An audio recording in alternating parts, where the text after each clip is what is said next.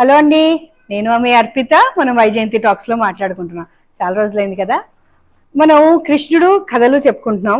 అలాగే వైష్ణవులు అనే దాని గురించి వైష్ణవులు అంటే ఎవరు? ఆ విష్ణువు యొక్క భక్తులు.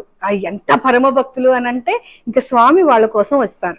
అలాంటిదే ఒక చిన్న కథ అండి. భలే అంటే భలే, నాకు మనసుకు అట్లా హత్తుకుంది, అందుకని మీకు చెప్పడానికి వచ్చాను. ఒక ఆవిడ కాంతాబాయి అని ఒక ఆవిడ ఉంది.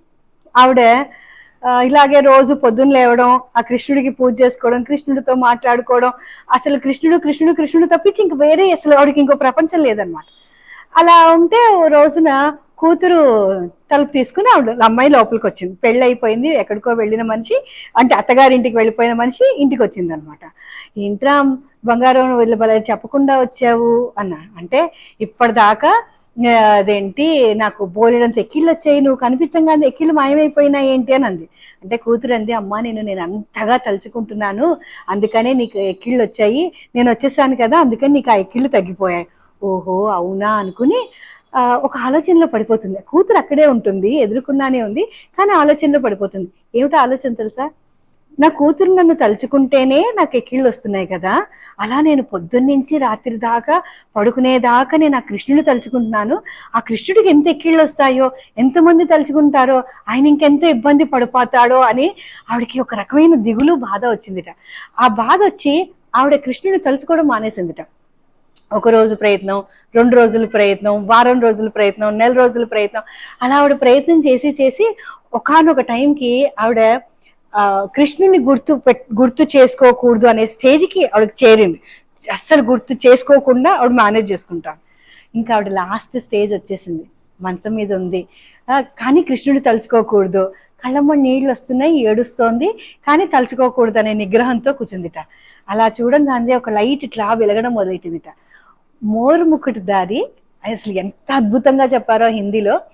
చక్కగా కిరీటం పెట్టుకొని, ఆ నెమలి పింఛంతో, పెద్ద పెద్ద కళ్ళతో, మంచి నవ్వుతో, ఆయనకు ఒక చిన్న ఇది ఉంటుంది, ముత్యం వెళ్ళడుతుంది అంటారు, అట్లా అసలు ఎంత అందమైన కృష్ణుడో వచ్చాడంట. అమ్మా అని పిలిచాట. అలా చూడంగానే, నువ్వెందుకు వచ్చావు, నేను నిన్ను తలుచుకోలేదు కదా అంటుంది. అనగానే, నువ్వు నన్ను తలుచుకోలేదు కానీ నేను నిన్ను తలుచుకున్నాను కదా. కాదు, నువ్వు బాధపడతావని నేను నిన్ను అస్సలు తలుచుకోలేదు అని. అవునమ్మా, ఎంతో మందో ఉన్నారు, సాధు సంతులు ఉన్నారు కదా, వాళ్ళు నిన్ను తలుచుకుంటారు, వాళ్ళ దగ్గరికి వెళ్ళు అందిట.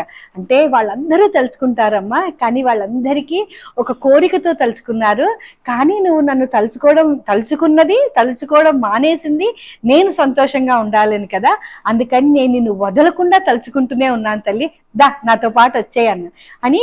నీ కోరిక ఏంటి చెప్పు అంటే, నాకేం కోరికలు లేవే అంది. చూసావా, అందరికీ నాకు స్వర్గం కావాలి, నాకు పుణ్యం రావాలి, లేకపోతే నాకు నీ దగ్గర, నీ పాదాల దగ్గర ప్లేస్ కావాలి, నాకు ఇంకోటి కావాలి, అట్లా కోరికలతో వచ్చిన వాళ్ళు, నువ్వే ఏ కోరికలు లేని, దా నాతో పాటు వచ్చే, నాతో పాటు ఎప్పటికీ లైఫ్ లాంగ్, ఇంకా లైఫ్ అయిపోయిన తర్వాత ఇంకెప్పటికీ నాతో పాటే ఉంది కానీ రా అమ్మా అని చెప్పి ఆ కృష్ణుడు పట్టుకుని వెళ్ళిపోతాట.